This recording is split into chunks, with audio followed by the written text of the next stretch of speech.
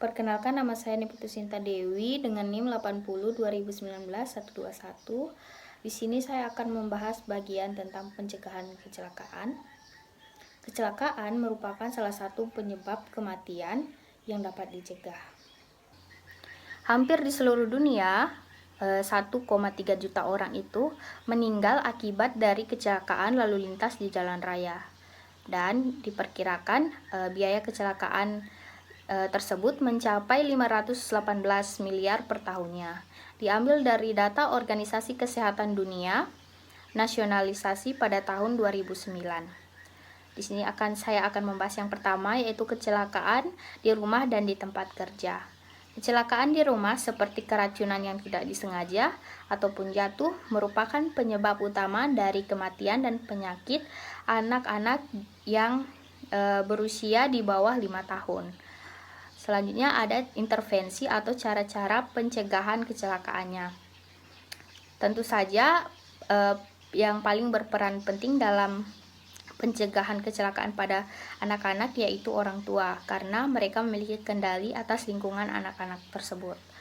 Cara-caranya yang pertama yaitu menempatkan pengaman di gerbang rumah seperti gembok atau kunci agar anak-anak tidak berkeliaran di jalan. Yang kedua, menempatkan racun-racun yang ada di rumah di luar jangkauan anak-anak seperti obat-obatan atau tanaman-tanaman hias yang mengandung racun dan lain sebagainya. Selanjutnya itu sebagai orang tua harus mengajarkan anak-anak tentang keterampilan keselamatan seperti mengajarkan tentang bahayanya memegang pisau atau bahayanya untuk memegang alat-alat yang dapat menimbulkan api seperti korek api. Dan sebagai orang tua sebaiknya mengikuti kelas-kelas parenting yang berkaitan tentang strategi untuk meningkatkan keamanan rumah dan mengikuti kelas-kelas yang berguna untuk mengetahui apa saja racun-racun yang ada di rumah yang harus dihindari, disimpan atau dijauhi dari jangkauan anak-anak tersebut. Sekian dari materi saya, selanjutnya akan disampaikan oleh teman saya. Perkenalkan, nama saya Agustin Chris Alfredi Prastio dengan NIM 80 2019 187. Di sini saya akan membawakan part kecelakaan dan lansia. Langsung pada materi yang pertama, yaitu fakta kehidupan pada Maret 2006 yang pertama.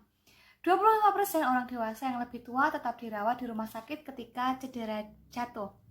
Nah, ini bener banget teman-teman, karena kenapa orang yang lebih tua ini lebih lama tinggal di rumah sakit atau lebih lama pemulihannya dalam rumah sakit, itu karena sistem kekebalan tubuh dalam orang dewasa yang tua ini menurun teman-teman. Itu dibanding dengan misalnya saya atau saya punya adik, terus saya sama-sama jatuh, terus ada orang lansia yang jatuh juga. Nah, itu pemulihannya lebih cepat adik saya ini. Karena apa? Karena anak kecil itu lebih cepat pemulihannya, lebih signifikan pemulihannya itu lebih cepat teman-teman, melalui obat, melalui terapi-terapi itu lebih cepat pemulihannya daripada orang yang lebih dewasa atau orang yang lebih tua itu teman-teman.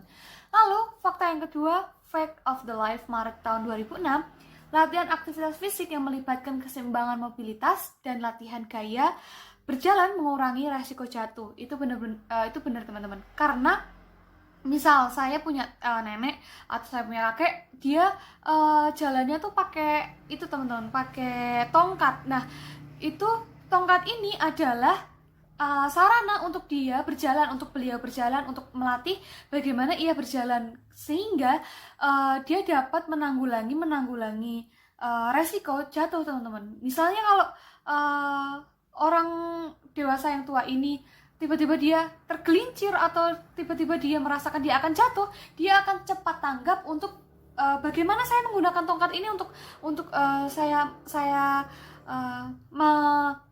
saya bertahan untuk tidak jatuh teman-teman. Nah gitu. Terus fakta yang ketiga yaitu psikologi kesehatan dapat menurunkan angka kematian dan cacat di antara orang dewasa yang lebih tua secara substansial.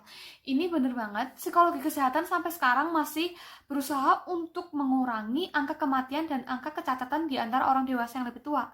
Nah, Kenapa ini bisa terjadi ya teman-teman? Ini bisa terjadi karena misalnya di rumah dia orang-orang dewasa ini tinggal sendirian gitu teman-teman. Terus habis itu dia jatuh, terus habis itu tak nggak disangka-sangka dia jatuh terus langsung meninggal. Nah, itu akan meningkatkan angka kematian teman-teman. Sehingga apa yang perlu kita lakukan, apa yang perlu kita usahakan untuk ikut menurunkan angka kematian dan angka kecacatan secara substansial itu dengan cara kita misalnya kita membantu, atau misalnya dengan cara kalau kita masih tinggal dengan orang lansia atau masih tinggal dengan kakek nenek, kita berusaha untuk menolong setiap kegiatan mereka teman-teman. Misalnya kalau ke kamar mandi kita bantu, terus atau mengambil makan atau merebus sesuatu, kita harus membantu mereka supaya supaya tidak terjadi hal yang tidak diinginkan, agar angka kematian dan angka kecacatan itu menurun teman-teman. Lalu pada fakta kehidupan Maret tahun 2006 yang terakhir ini adalah kecelakaan di rumah justru meningkat. Kenapa ya teman-teman kok bisa meningkat? Itu karena tadi yang sudah saya sebutkan, misalnya ada lansia yang tinggal sendiri gitu teman-teman. Terus dia jauh dari anaknya, jauh dari cucunya, terus ketika dia jatuh, ketika dia ingin ke kamar mandi terus dia tergelincir, dia tidak ada yang menolong dan akan meningkatkan angka kematian gitu teman-teman. Jadi ini misalnya kecelakaan ini kayak seperti contoh, misalnya saat dia ingin makan terus dia merebus sesuatu, terus kan pikun, habis itu dia lupa dan terbakar, itu kecelakaan teman-teman. Terus yang kedua, dia mau mandi, dia mau selesai mandi, dia mau ganti baju di dalam gitu, terus habis itu tahu-tahu dia keselip kakinya, ketika berjalan dia keselip, terus dia jatuh dan terbentur sesuatu, terbentur kloset, kayak terbentur wastafel atau terbentur apapun itu, terus dia gagar otak, terus meninggal gitu teman-teman. Itu termasuk kecelakaan. Lalu kecelakaan selanjutnya ketika dia minum obat, dia lupa kalau saya sudah minum obat, lalu dia minum obat lagi teman-teman. Akhirnya apa? Dia overdosis, dan itu sudah menunjukkan bahwa kecelakaan di rumah ini sangat-sangat berisiko teman-teman. Lalu contoh terakhir itu misalnya kalau dia ke kloset atau ketika dia ingin buang air kecil atau buang air besar, dia misalnya kalau ada kloset kan berbagai jenis ya teman-teman. Nah, ada kloset yang itu teman-teman, yang jongkok, terus dia mau berdiri terus dia susah, terus dia kayak kegelincir, yang tadi yang saya sebutkan contoh yang sebelumnya itu, dia tergelincir, dia terbentur sesuatu. Nah, itu mungkin dia akan mengalami cedera di dalam kepalanya atau stroke, kita nggak tahu teman-teman. Nah, itu merupakan kecelakaan di rumah. Nah, apa solusinya untuk mengurangi kecelakaan di rumah? Misalnya masang CCTV teman-teman. Ini nggak cuma bayi ya teman-teman yang dipasang CCTV dalam boxnya itu, tapi orang tua ini juga perlu CCTV teman-teman. Karena apa? Ketika misalnya kita pergi bekerja atau di rumah nggak ada yang mengurusi orang tua kita bisa mengontrol, oh orang tua kita lagi seperti ini. Terus orang tua kita misalnya kalau tiba-tiba jatuh dari kamar mandi, misalnya terpeleset di dapur, terus saya dapat memonitori setiap tingkah lakunya, kan kita kan tahu ya teman-teman, tindakan selanjutnya kita kan segera pulang ke rumah untuk menolong orang tua itu supaya dapat mendapatkan penanganannya khusus. Nah, itu bisa saja. Terus kita membantu setiap aktivitasnya, misalnya menemani dia jalan-jalan, menemani beliau jalan-jalan, atau mengambilkan keperluan yang sederhana gitu teman-teman, misalnya makan, mengambil air minum atau yang lain-lain itu teman-teman. Nah, seperti itu tentang kecelakaan dan lansia dan fakta kehidupan di psikologi. Terima kasih.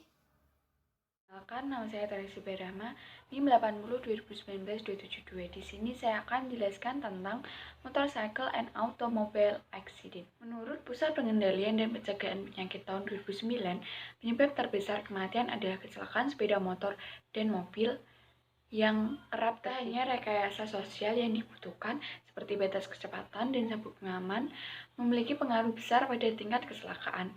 Namun, upaya psikologis juga dibutuhkan dalam hal berperilaku pikiran atau perasaan juga dapat mengatasi faktor-faktor yang terkait dengan kecelakaan, termasuk cara orang mengemudi, kecepatan mengemudi, dan menggunakan tindakan pencegahan untuk meningkatkan keamanan.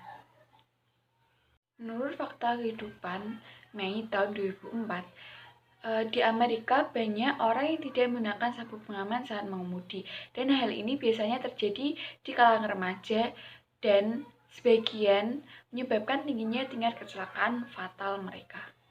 Menurut program pendidikan yang bertujuan untuk meningkatkan penggunaan sabuk pengaman dan perangkat lain yang dibutuhkan seperti perangkat penahan bayi dapat berhasil.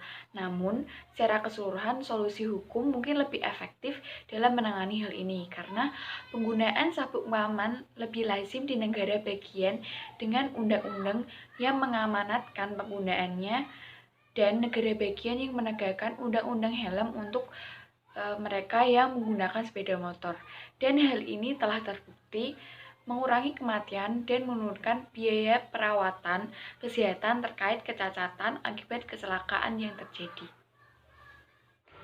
Selanjutnya saya akan menjelaskan tentang kecelakaan. Nah, kecelakaan ini merupakan masalah kesehatan yang global.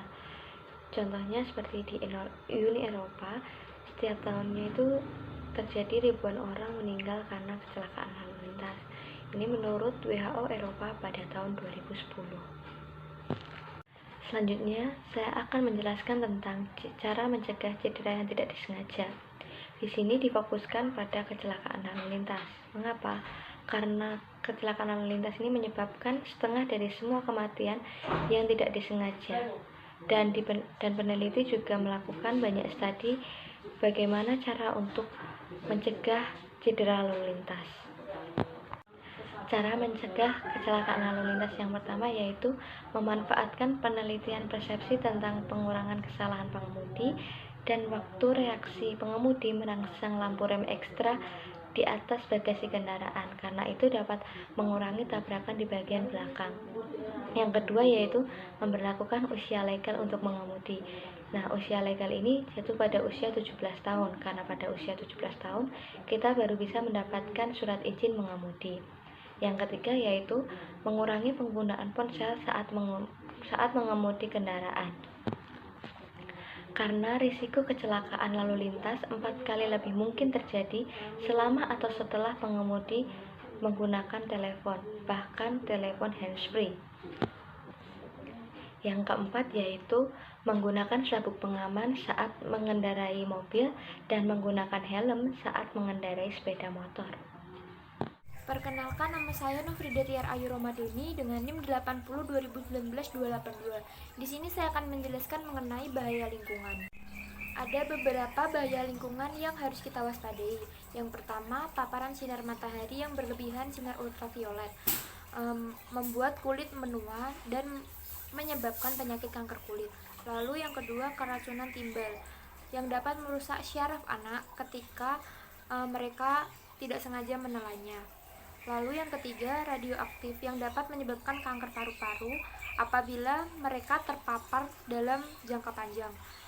Yang keempat, asbes. Orang yang sudah biasa berkontak dengan asbes ini akan berisiko menyebabkan kanker paru-paru. Lalu yang kelima, keracunan radiasi yang dapat menyebabkan kanker. Orang yang bekerja dengan bahan berbahaya wajib mengetahui bahaya bahan tersebut dan cara menggunakannya dengan aman.